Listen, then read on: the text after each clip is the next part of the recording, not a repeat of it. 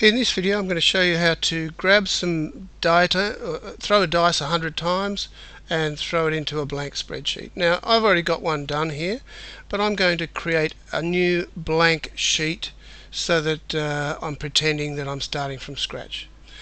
I've opened up the document that comes with which you can find in your assessment notes, and I'm going to copy, I may as well copy a whole pile of this data. I'm going to delete a lot of it, but there we go. I'm going to do Control C. If you're on a Mac, that'll be Command C. Back to my document here, and I'm going to Control V, or if you're on a Mac, it'll be Command V. It takes a little while, and in it comes. Now that's looking much the same, but I'm going to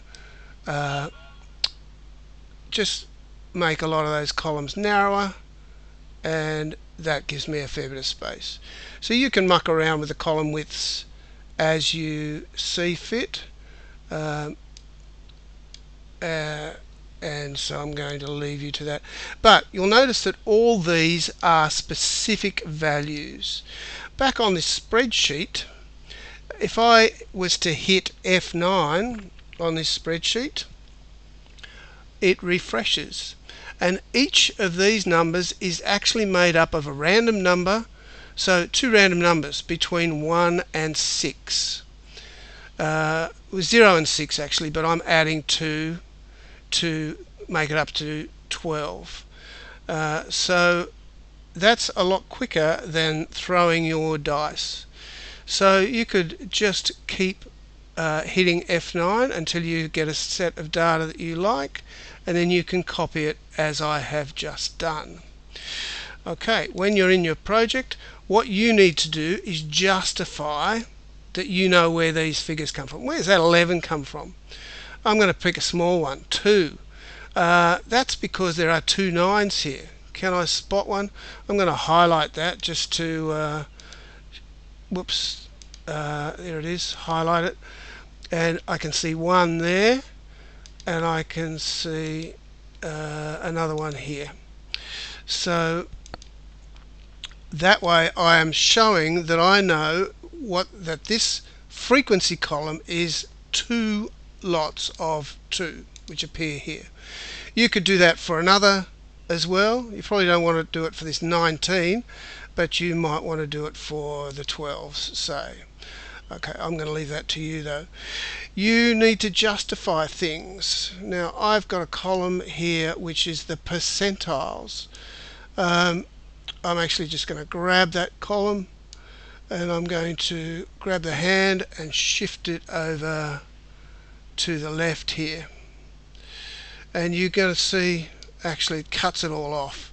I'm going to go Control Z, and I'm going to do it this way. I'm going to grab this column here with wider columns, and I'm going to, whoops, missed it, sorry, and I'm going to grab that hand and throw it over here. This way it'll spread into the next column and look a bit neat. Well, that one has got a problem, so it needs to be left aligned.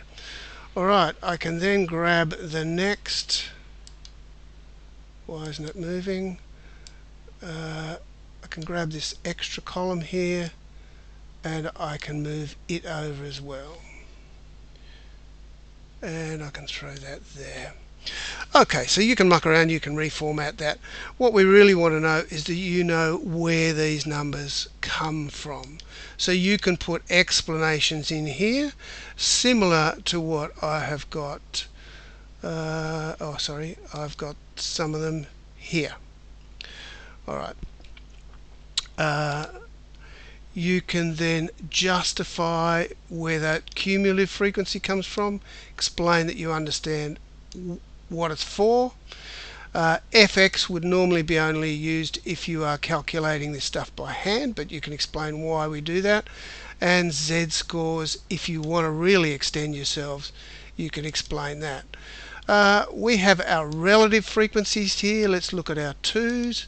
We've got 2 out of 100 throws because that's 10 by 10, so that's 2%. what we would expect if we did this by theory is we would expect 4 of them out of 36, which is 11%. So this relative frequency is below the theoretical probability. So you can discuss things like that.